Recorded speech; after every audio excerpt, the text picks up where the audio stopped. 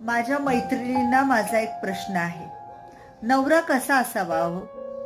म्हणजे समजा तुमच्यावरती एखादं संकट आलं, तुम्ही एखाद्या प्रॉब्लेम मध्ये असाल, तर त्याने तुमची साथ द्यावी का तिथून पळून जावं, म्हणजे तुमची साथ सोडावी?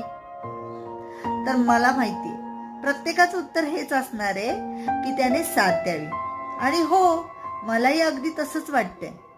आणि त्यालाच मी खरा नवरा म्हणेन, त्यातच खरं प्रेम म्हणेन. नाहीतर फक्त गोड गोड बोलून, फक्त बायकोचा म्हणजे